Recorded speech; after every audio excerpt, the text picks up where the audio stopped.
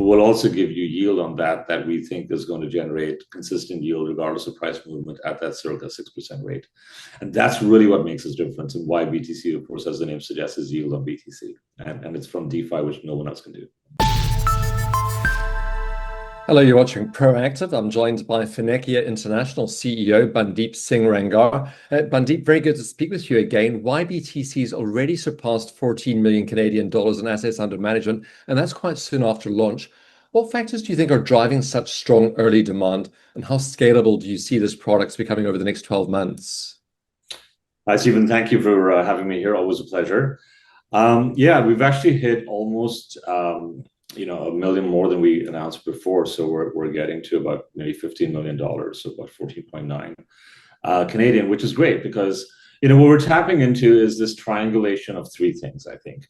One is an incredible amount of demand for Bitcoin, right? You've seen Bitcoin treasury companies following the MicroStrategy playbook. You've seen Nakamoto, Metaplanet, various other companies that are effectively emulating that because Bitcoin is seen to be a long-term hold for many companies and investors. It's an asset that's growing in value. Two, you have this flow of interest in ETFs, right? Last year, about $35 billion flowed into Bitcoin-based ETFs. And that's been unprecedented in ETF history, right? They had the fastest rise to $10 billion when they launched ever before. It surpassed gold, which was the previous benchmark in terms of hitting a 10 billion AUM. And we are playing to two other, I guess, trends. One is so there's high demand for BTC, which is institutional led. The second one is the fact that Europe has a sort of a lead, if you may, in the global ETF space. So about 60% of all crypto-based ETFs and ETPs are based in Europe. That's about 150 products in the market and about $17.5 billion in AUM. So, that is because Europe has been at the forefront of regulating these and providing guidance on not only buy and hold, which is currently what's available in North America, but the real next step for ETFs is to be able to generate yield. Because as you know, these are not just digital assets. These are live software layers where people are building apps and they're generating transactions and there's fees made from that.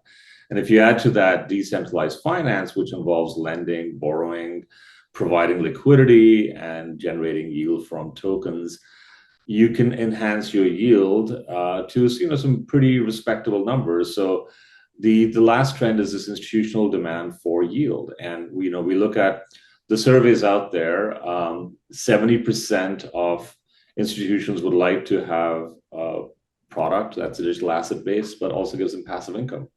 And about the same number are looking to increase their allocations towards digital assets or cryptocurrencies in the next year. So you take the triangulation of very high demand for BTC, Europe's regulated framework that allows for yield generation from on-chain activities, and this institutional demand for yield, and we just hit the nail on the head because we're probably the only ETP/ETF issuer in the world that can get yield from on-chain activities, including decentralized finance.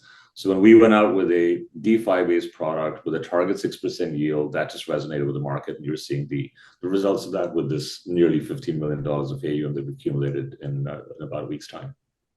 As you said, YBTC targets a 6% annual yield by engaging in DeFi lending and liquidity provisioning. How do you manage counterparty risk and ensure consistent returns in such a volatile DeFi environment? Yeah, great question. So, we've been working with a party, Salion, which has been doing this activity for a couple of years now. So they have a great track record. If you look at where people lose money, right? So in 2023, about $1.8 billion was lost in on-chain wallet thefts or hacking and related to these security breaches. So, we don't go to young protocols. We don't go to early stage ones that are still managing their risk and buffering up their security. We go to some very established pools, the Curve pools that are out there that are well tested and they are generating yield in a very safe way. So we take counterparty risk with very established players and with a partner that's been doing it for a while. Now, DeFi, as is up and down sometimes. So the yield is not always going to be there. Some months you can get higher yield, some it's lower. But if you take the kind of trend across there, I think that target is pretty achievable, and therefore we're giving guidance around that. The actual numbers will be up or down slightly, but I think by managing risk and going to more secure protocols that have a track record in DeFi and partnering with a company that has done this for a while, we're mitigating that risk for the investors. With other Bitcoin ETPs in the market, what sets YBTC apart from competitors beyond the yield component? Why should an investor pick your product over a traditional Bitcoin tracker? Yeah, so most of them do not give yield. Like there's in North America, for sure, you don't get yield per se, and if you do, there's one in Canada that, for example, does give you yield, not on chain, which is where we're different. It is through somewhat of a covered call option strategy where you are basically getting yield on a monthly basis, but because you've got this options to exercise, you're also capping the upside. So the choice has been so far, either you can go to like pure play Bitcoin, you're there for the appreciation of the token value. So if you go 100% up in a month, great, you get the full upside, but then you're not getting yields in the months when it's down. So institutional investors like to have consistent yield returns, regardless of the volatility of the underlying asset. If they take option number two, well, they're getting some yield in this covered call option strategy, but then they're also capping their upside. So if BTC goes up 100, they may only get 40% of the upside. So what we've tried to do is bridge that those two worlds and say, hey, we can actually give you the full upside, so you're not compromising anything there when it comes to BTC price movement, but we'll also give you yield on that we think is going to generate consistent yield regardless of price movement at that circa 6% rate. And that's really what makes us different, and why BTC, of course, as the name suggests, is yield on BTC. And it's from DeFi, which no one else can do.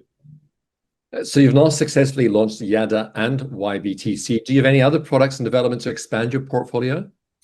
Yeah, look, I think we are looking at a multiple set of coins that we want to have in a similar strategy, because you look at what's happening in the digital asset treasury or DAT space, right? So companies basically accumulating Bitcoin or Solana or Sui or BitTensor, and they are looking at effectively giving investors access to those assets via a listed stock. But those companies trade at like 2 to 5x premium, which is a bit weird. If you look at historical listed companies that have underlying assets, they usually trade at par to the net asset value, occasionally slightly at a premium, and quite often at a discount because you've got illiquid assets with some measure of company risk. Here they're trading at 2 to 5x above the net asset value. And so the question is, why would you want to pay that premium? Now, there is a scarcity factor because a lot of investors, institutional and family offices, cannot buy digital assets directly. So they are just prohibited from doing that. So they have to buy a listed security. Second, they don't want to be bothered by things like security and wallets. And the third, they want to be engaged in activities for yield generation. So we take care of all of that, right? We take care of all of that, and we're giving it at a much cheaper price than what premium is being commanded by the treasury companies. So I think for us, that's the real sweet spot, is we're tapping into the sentiment. We're providing BTC exposure and taking care of all things related to custody and deployment for that yield generation. And that's kind of what sets us apart. Given YBTC is the first regulated ETP combining Bitcoin exposure with DeFi yield on chain, how do you see regulatory frameworks evolving in Europe and beyond? Are you planning listings on additional exchanges or targeting new markets? Yeah, we are looking at listing the product in different exchanges in Europe. So, we are looking at the Euronext, for example. We've always, with our YADA product too, which is the yield on Cardano, the ADA token. We started off in Vienna. We moved from there to Stuttgart, which has a high retail investor participation. And we're looking at other exchanges. Similarly, with this one, we'll follow a similar path. And we do have our kind of eyes on, Euronext, for example, because they are also pan-European. And as we look at more products in the same genre and we look at more exchanges, the flip side of that is that the exchanges are getting more comfortable with accepting different kinds of cryptocurrencies and different kinds of yield-bearing strategies. The challenge that we had when we went out earlier was we're almost too early, right? We created a very innovative product. We had the first DeFi permissions from the regulator. It took us some time to get some parties on board, such as FTSE Russell for the index provision, Flow Traders and Lang & Schwartz, for example, for our authorized participant and market making activities that were required. But once we crossed that hurdle, we faced, I'd say, some challenges with the exchanges. they didn't necessarily say no, but they didn't also say yes. So it took us a while to crack that, and then we got Vienna, which was very receptive towards us. And about a third of all crypto ETFs or ETPs rather in Europe are listed in Vienna. So they're a bit of a innovative challenger exchange in the crypto ETP space in Europe. So we'll continue working with them as we look at a wider reach through other exchanges in Europe. As far as other jurisdictions are concerned, we're not there yet. Obviously, we are licensed in Europe, but never say never. Just the way we never say never to other coins, we're looking at other ones. We're also looking at other jurisdictions where we can have the same playbook.